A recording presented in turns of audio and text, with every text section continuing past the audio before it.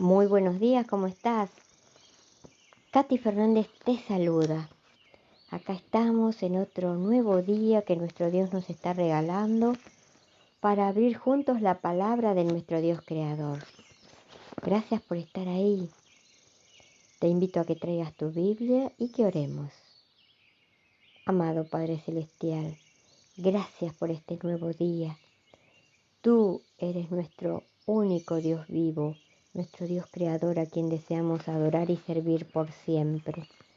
Y ahora vamos a abrir tu carta de amor. Por favor, que tu espíritu nos guíe a entender y a vivir y compartir lo que vamos a leer. En el nombre de Jesús.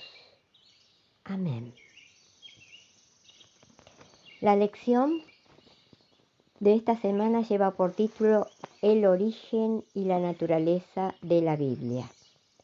El versículo para memorizar está en Primera de Tesalonicenses, capítulo 2, versículo 13, y dice: por lo cual también nosotros, sin cesar, damos gracias a Dios de que cuando recibisteis la palabra de Dios que oísteis de nosotros, la recibisteis no como palabra de hombres, sino según es en verdad la palabra de Dios, la cual actúa en vosotros los creyentes. La forma de ver y entender el origen y la naturaleza de la Biblia tiene un gran impacto en el papel que desempeña la Biblia en nuestra vida y en la Iglesia en general. La manera en que interpretamos el proceso de revelación e inspiración determina e influye notablemente en nuestra comprensión de la Biblia. Cuando queremos entender las Escrituras correctamente, primero debemos permitir que la Biblia determine los parámetros básicos de cómo se debe abordar. No podemos estudiar matemáticas con los métodos empíricos empleados en biología o sociología. Nuestra interpretación de las Escrituras debe considerar seriamente la dimensión divino-humana de la palabra de Dios. Por consiguiente, lo que necesitamos para una interpretación adecuada de la Biblia es acercarnos a la Biblia con fe, no con escepticismo ni con dudas metodológicas. La lección del domingo 5 de abril lleva por título La revelación divina de la Biblia. Te invito a que me acompañes a leer Segunda de Pedro, capítulo 1, versículo del 19 al 21. ¿Cómo expresa Pedro su convicción sobre el origen del mensaje bíblico y profético? Segunda de Pedro, leamos capítulo 1, versículo 19 al 21. Tenemos también la palabra profética más segura, la cual hacéis bien en estar atentos como a una antorcha que alumbra en lugar oscuro, hasta que el día esclarezca y el lucero de la mañana salga en vuestros corazones. Entendiendo primero esto, que ninguna profecía de la Escritura es de interpretación privada, porque nunca la profecía fue traída por voluntad humana, sino que los santos hombres de Dios hablaron siendo inspirados por el Espíritu Santo. La Biblia no es como cualquier otro libro. Según el apóstol Pedro, los profetas fueron inspirados por el Espíritu Santo, de manera que el contenido de su mensaje vino de Dios. No lo inventaron ellos.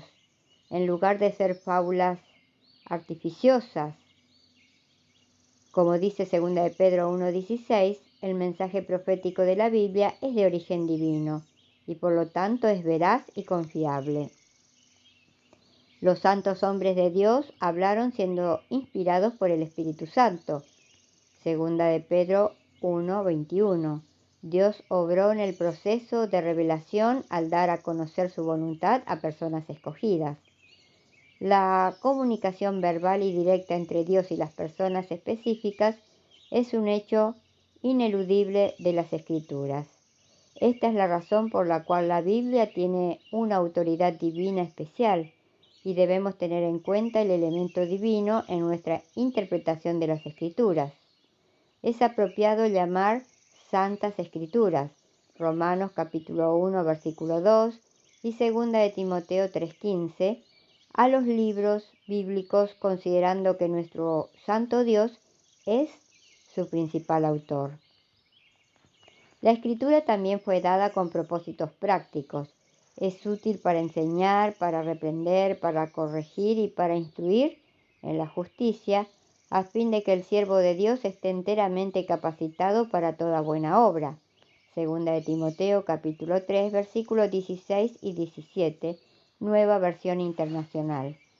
También necesitamos la ayuda del Espíritu Santo para aplicar a nuestra vida lo que Dios reveló en su palabra. Según el apóstol Pedro, la interpretación de la palabra divina de Dios fue revelada y no es una cuestión de opinión personal.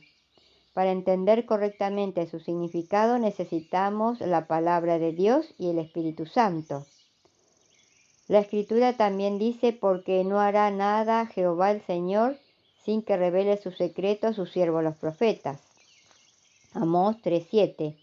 La palabra bíblica para revelación, en sus diversas formas, expresa la idea de que algo que antes estaba oculto ahora se ha revelado o develado, y por lo tanto se da a conocer y se manifiesta. Como seres humanos necesitamos esa revelación, ya que somos seres pecaminosos, separados de Dios a causa de nuestro pecado, y por lo tanto dependemos de Él para conocer su voluntad. Ya de por sí cuesta bastante obedecer la Biblia, incluso creyendo en su origen divino. ¿Qué pasaría si además desconfiamos o cuestionamos ese origen divino? A medida que vamos conociendo a nuestro Dios Creador, vamos aprendiendo que solos con nuestras propias fuerzas no podemos obedecer. Necesitamos pedirle a nuestro Dios Creador que nos llene de su Espíritu Santo para que con sus fuerzas ahí sí podamos andar por sus caminos. Ahora pasamos a la meditación de hoy, que lleva por título Hijos. Así que ya no eres esclavo sino hijo, y si hijo también heredero de Dios por medio de Cristo. Gálatas 4:7. La mente pecaminosa del ser humano ha desfigurado el carácter divino. La tradición la ha hecho creer que Dios es un ser de rostro serio y de ceño fruncido, sentado en su trono de santidad con una vara en la mano, vigilando y esperando obediencia estricta de sus vasallos. Inclínate delante de él, como el esclavo delante de su señor. Le ha ordenado durante siglos, eso piensa el ser humano, y el ser humano lo ha creído y ha vivido con miedo de Dios. Ha tratado de aplacar la ira de su Dios con penitencias, peregrinaciones y sacrificios. Se ha arrastrado delante de él como criatura indigna. Ha cargado el fardo horrible de la religiosidad desprovista de gracia, desprovista de amor. Lo peor que el pecado consiguió fue desfigurar el amor divino. Presentarte a Dios como un ser rencoroso y vengativo te hace huir y esconderte, anularte, como Adán y Eva en el jardín del Edén después del pecado. Desesperados, vacíos, desnudos y ridículos, e intentando cubrir su desnudez con miserables hojas de higuera. Aquella triste tarde, Dios se presentó en el jardín buscando a su Hijo amado, pero el pecado gritaba a los oídos de éste: no eres hijo, eres esclavo, escóndete, te va a castigar.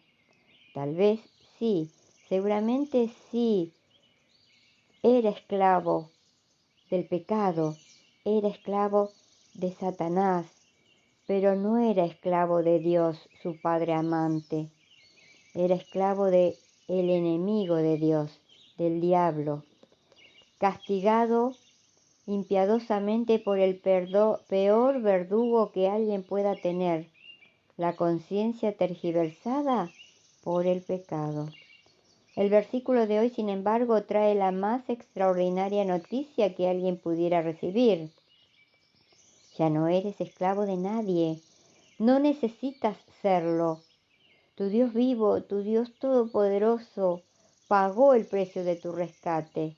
Si crees en la promesa divina, pasas automáticamente a ser hijo y heredero de la promesa. Tus culpas han sido perdonadas. No necesitas vivir huyendo ni escondiéndote. El Señor Jesús te da el derecho de reclamar la promesa y de vivir como hijo del Rey de Reyes y Señor de Señores, príncipe en el vasto universo de tu Dios vivo. Por eso, querido, querida, levanta la cabeza, deja que el sol de justicia ilumine la penumbra de tu ser. No tienes que vivir como si le debieses algo a la vida. No existe motivo para que te sientas esclavo. Eres libre en Cristo. Tu Dios vivo, tu Dios creador, tu Dios todopoderoso, cargó el peso de tu culpa en el Calvario y te libertó. Así que ya no eres esclavo, sino hijo, y si hijo también heredero de Dios por medio de Cristo.